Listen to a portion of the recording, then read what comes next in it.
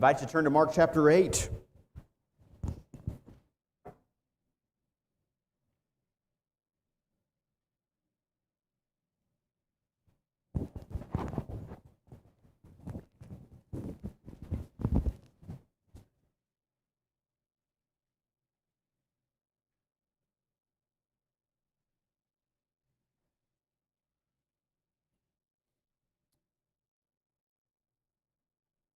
So in the past, Brother Cody worked a job that was very interesting, and he would share it with me from time to time.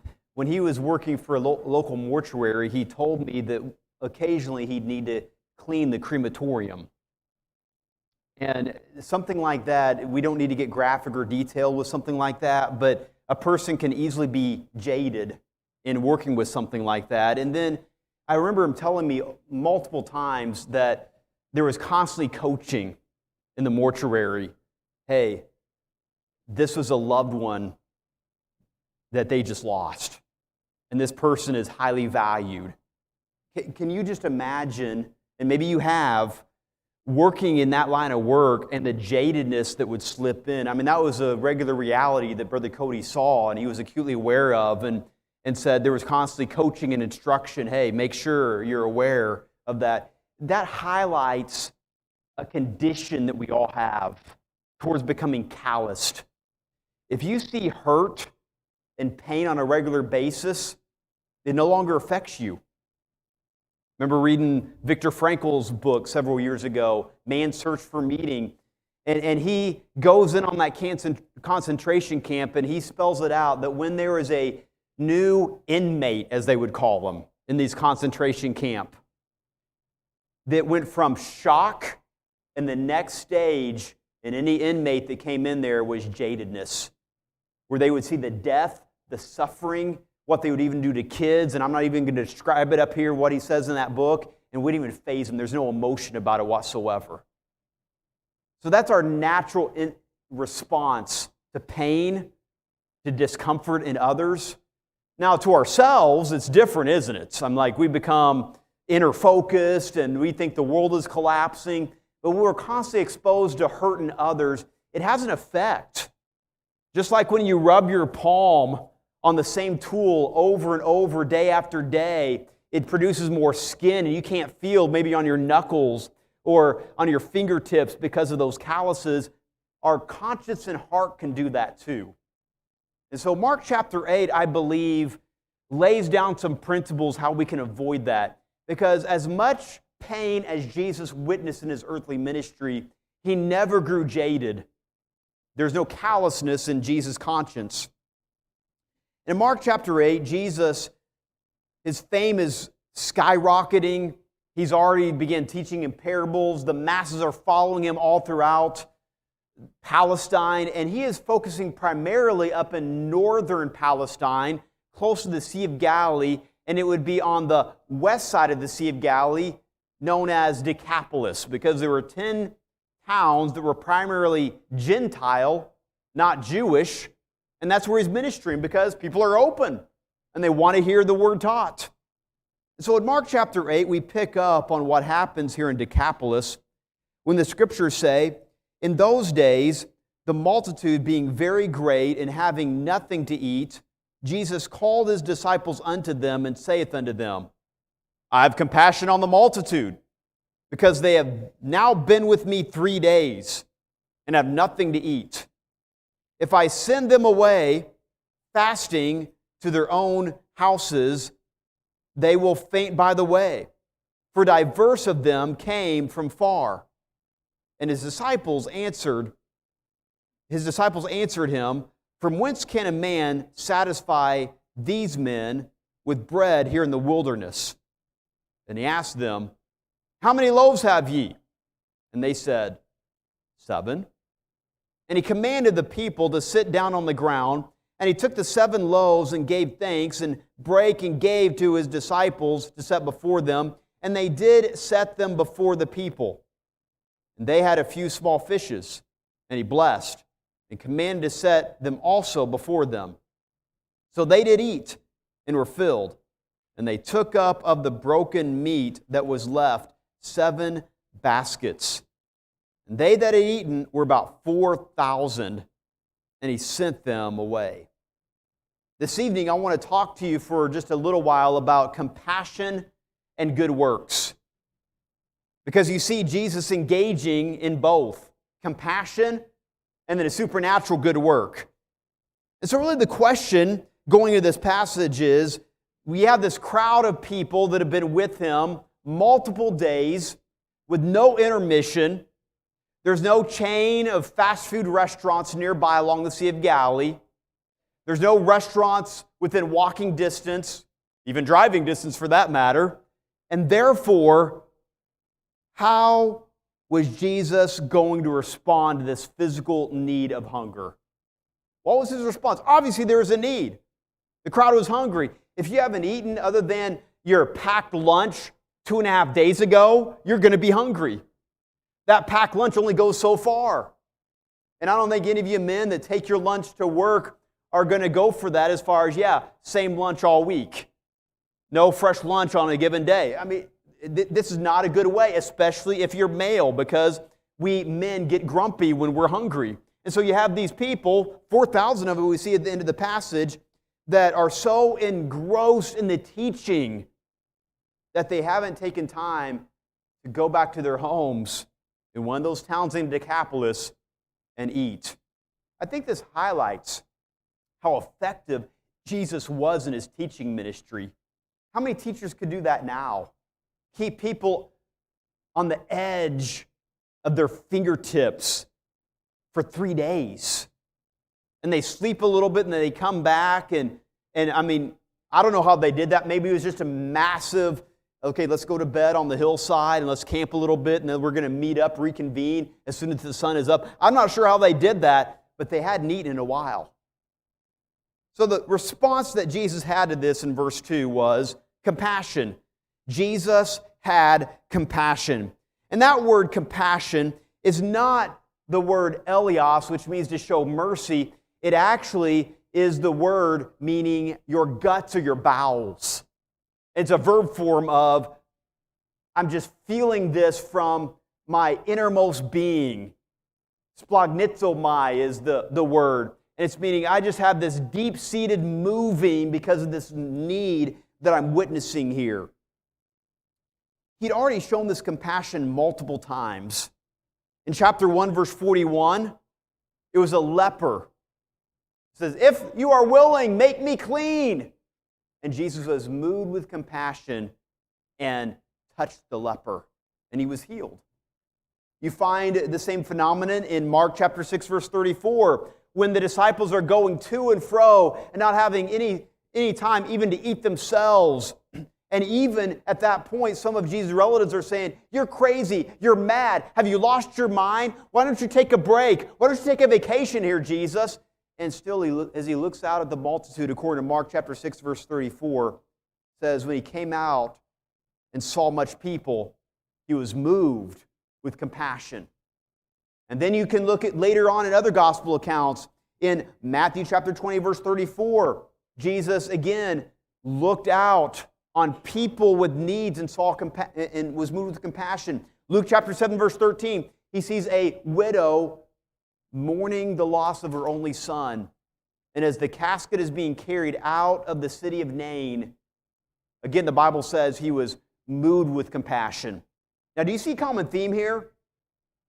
We'd love to look at Jesus and say, yeah, Jesus, he had this spiritual eye for people. And when he saw that people were hurting in their soul and they were destined to hell, that's when he had compassion on them. Now, I don't doubt that Jesus would have compassion on those scenarios, but all of these were visible stimuli that stirred his compassion. They were all physical needs that worked in Jesus' soul. It wasn't spiritual needs. I think we can over-spiritualize compassion sometimes. And just say, yeah, I need to have this ache in my soul and have this compassion for the eternal state of people. Amen to that. But if we can't have compassion over people's physical needs, how will we ever have compassion over people's spiritual needs? And this is exactly where Jesus is. And he states so in verse 2 when he says, I have compassion on the multitude. Why? Because they're hungry. They've been with me 3 days and they have nothing to eat. Now, what accents this even more is while, yes, Jesus' compassion was based on people's physical needs, do you think Jesus was hungry?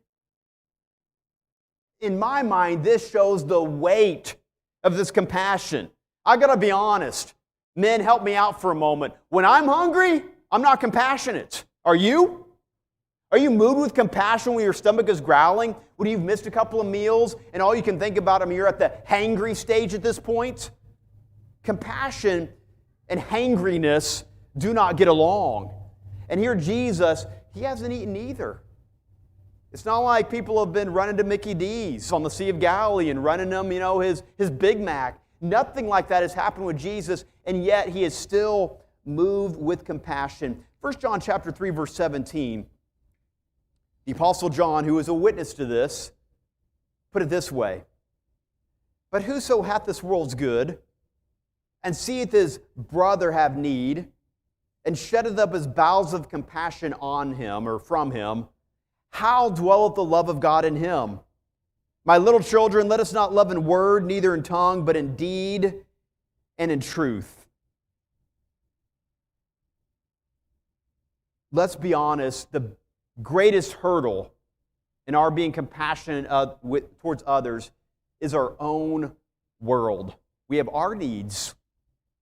We have our bills to pay. We have our bellies to fill.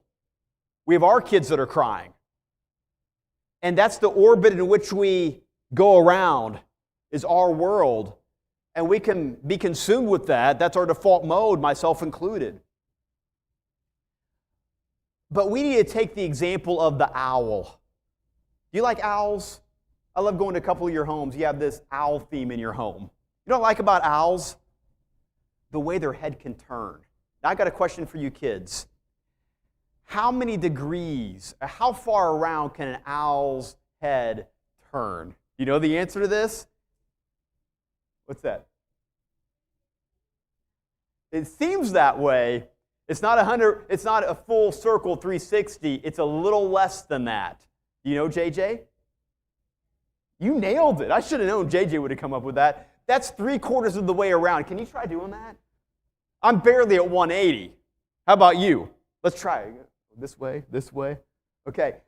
270, that's 3/4 of the way around. The point is this, that God made the owl with a way where they only have one hinge point. Human beings have two, evidently. That hinders them. That stops them at the 180 point on either side. But owls, they only have one, and so they can go all the way. And can you just imagine having that ability? If somebody's coming in from behind you, you don't even move. You just turn your head around and bam, you're looking behind you.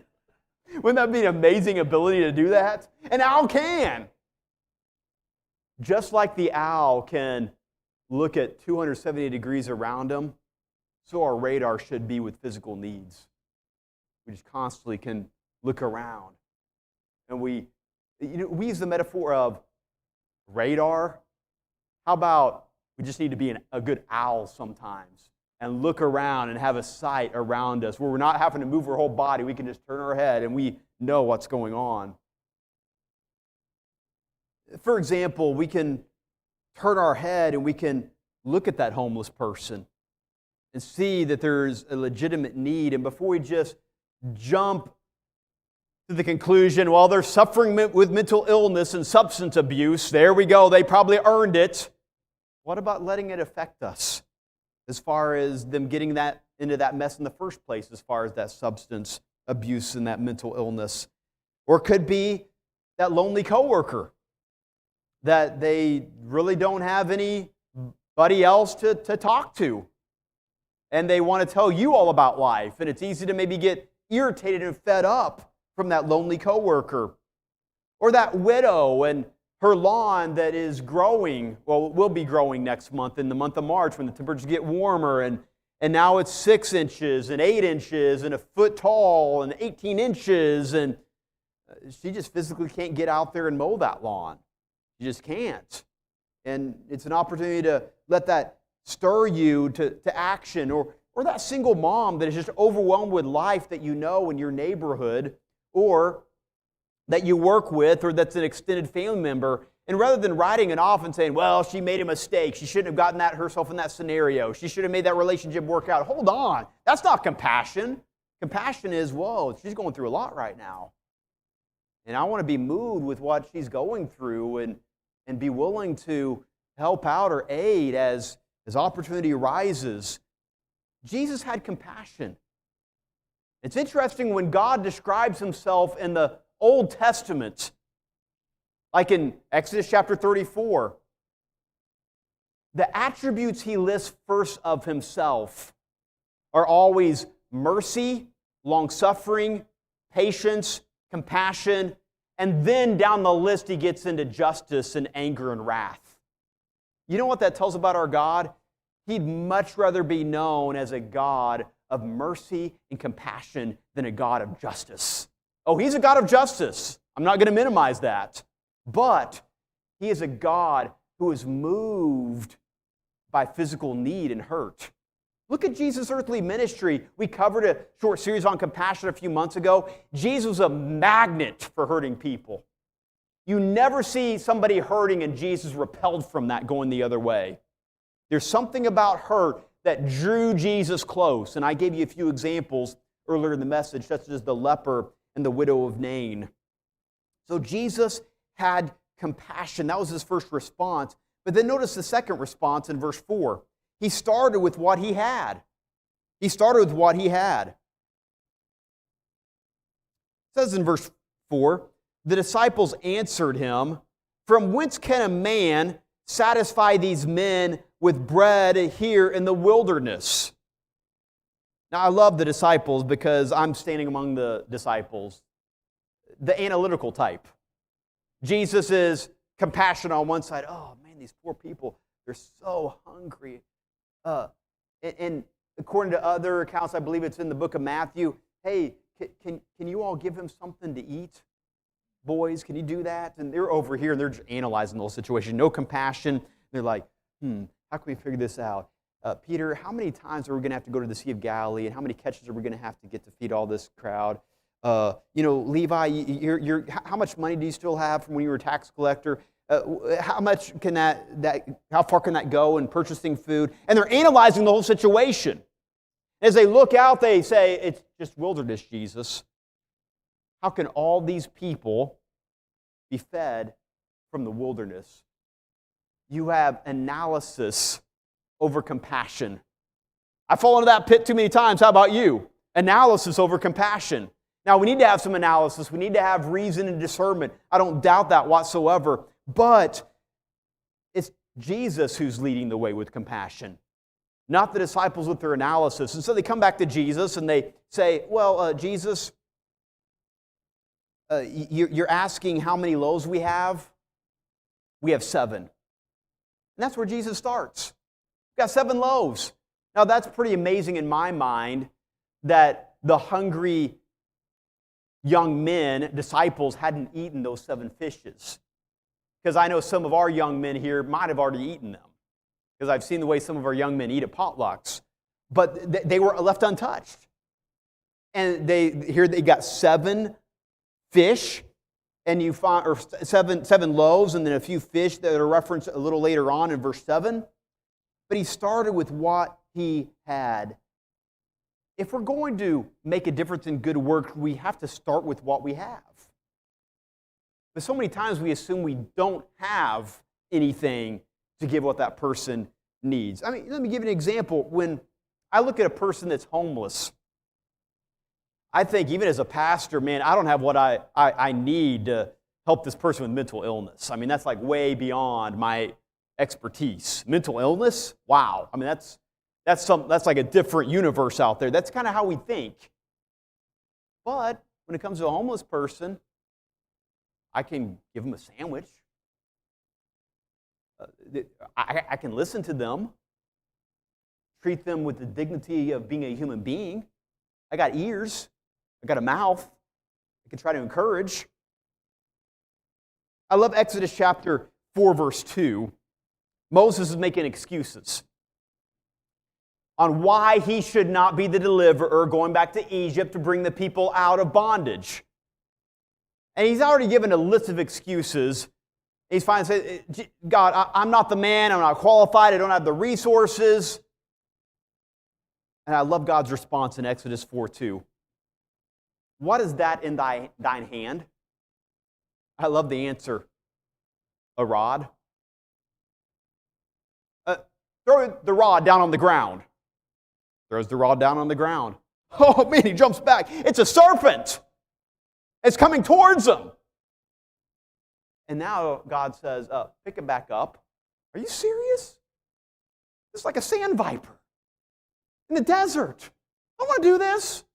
Okay, God, you say so. I'm going to pick up the tail. Oh, no. I'm going to be smart. I'm going to pick it up right behind the head. Picks it up. It's a staff again. You know what God was trying to teach Moses? If you're going to do this good work of leading my people out, start with what's in your hand. You have a rod. That's what I'm going to use. And my friends, if God's going to use you, He's going to use with the resources He's already given you. What's in your hand? I think of your spiritual gifts. In many ways, spiritually, that's what's in your hand.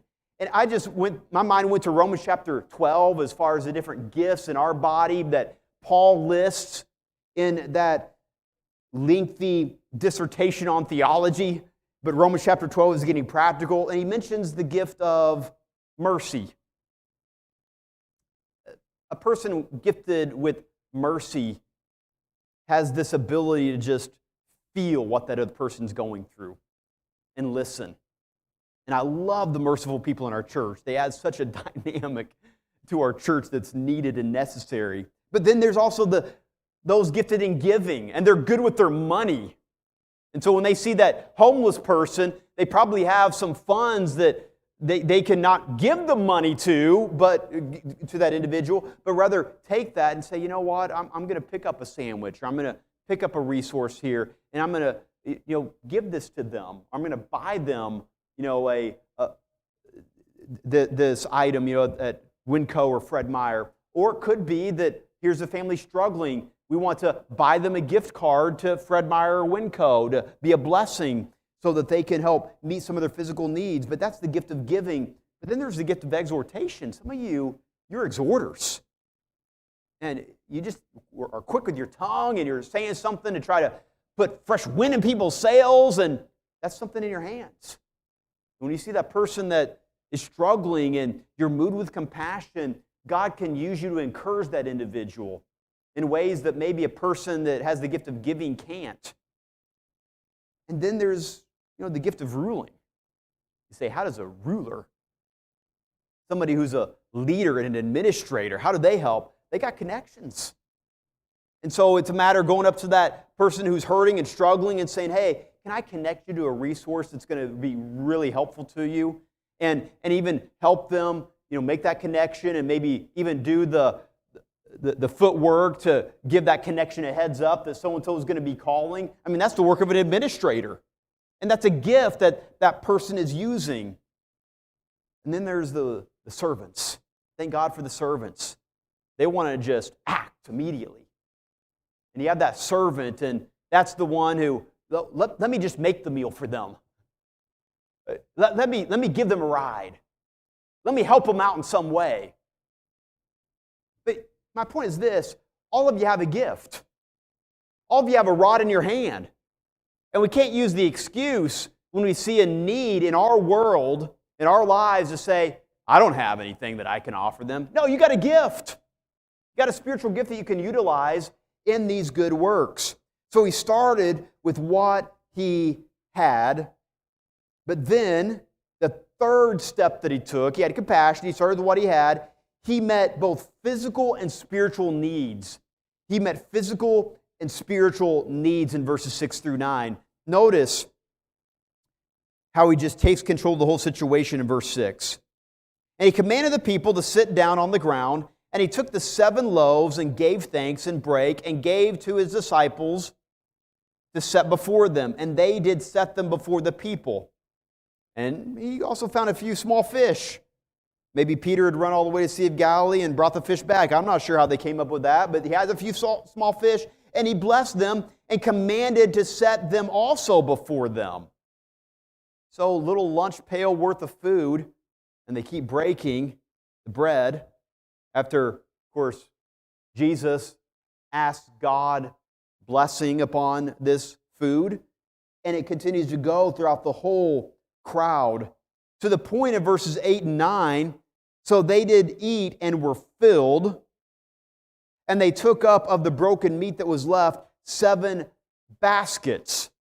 Now, 2 details highlight the supernatural.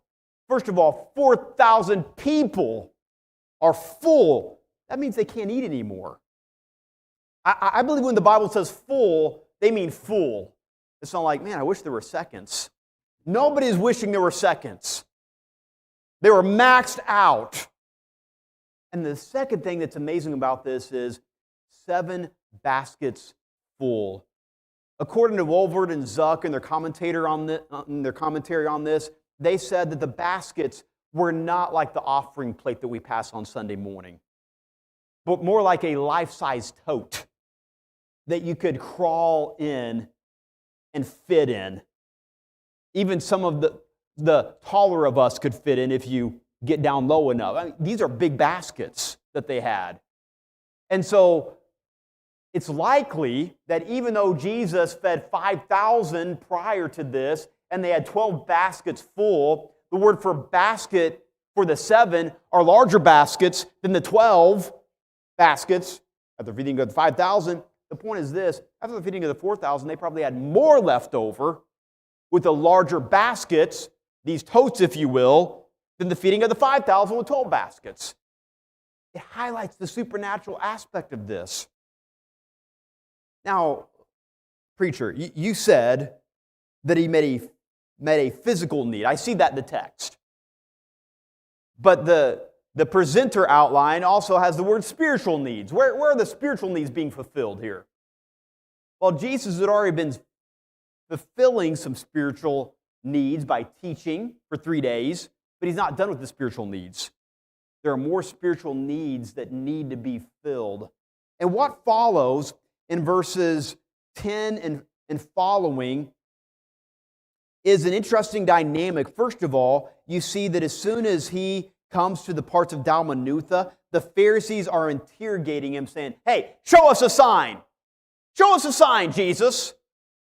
And according to verse 12, he refused to give them a sign. He says, "Why did this generation seek after a sign? There's going to be no sign given to this generation. You got a hard heart." He says, "See ya, I'm out of here."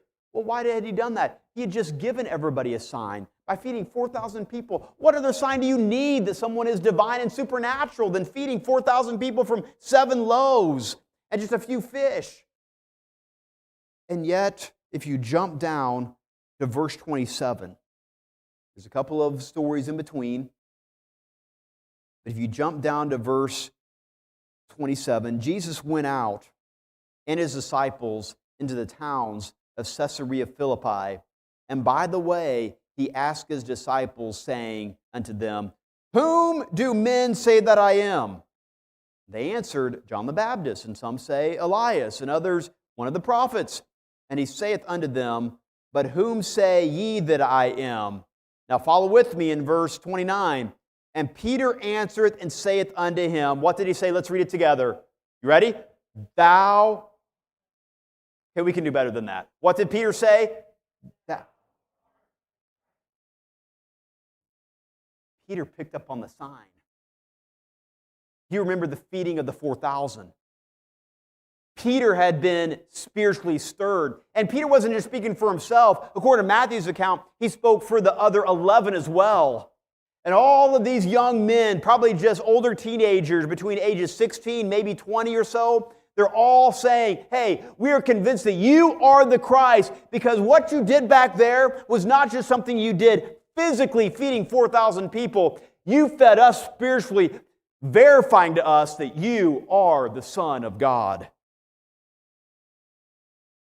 Jesus met physical and spiritual needs in this endeavor. The point I want you to see here in verses 6 through 9 specifically is that meeting physical needs can often open up the door to meeting spiritual needs. You say, how does this work? Well, let's just walk this through using the common sense that God has blessed us with. A complete stranger is probably not going to be ready for the question. You've never met him. This is the first question out of your mouth. Hey, if God were to take your life today, do you know 100% sure you'd be with God in heaven? It's not going to fly, especially in our area. It's not going to happen.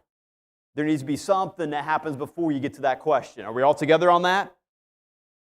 So, I'm not concerned about you going that approach, okay? I'm not worried about any of you going that approach. But what it does require is probably some steps leading up to that question where you're talking at that level. For example, you show genuine care by listening. And then as you listen, a relationship or friendship is formed. And then you might need to listen some more. And you try to understand their world. And then, after you have cared, you've extended the hand of friendship, and then you've listened more. At that point, depending on how open and hungry they are, you might get to the gospel. We pray we get to the gospel. Now, that is not to say sometimes in the first conversation all that can happen. I've had that happen before too. When this person is just hungry, they want to know, they're that red apple that we talk about. And this can all happen in the same conversation. But many people, it's not in the same conversation. It's multiple conversations. It's multiple interactions. But it starts with the physical, and then it moves to the spiritual. Help me out. You know the axiom. I mean, it's almost something that we almost roll our eyes out. But we need to say this together and think about these words. People don't care how much you know until they know how much you. That's it. And that's basically the principle that we see here in Mark chapter 8. He met physical and spiritual needs. Now you bring all this together, my friends, physical needs are a vital component of good works. That's where good works start. That's not where they end, but that's where they start. And therefore, physical needs serve as a catalyst for compassion. It's good for me to be around physical needs. It's good for you to be around physical needs because it does something in our hearts and keeps us from getting jaded and just getting in our own little bubble thinking, yeah, everybody just has a happy family that gathers around the dinner table every evening and then they can go to their rooms and watch television for a little while and then go to bed. And everybody just has life like that. No, getting out among people and seeing some physical needs helps our heart be more compassionate and therefore reflect the heart of Christ.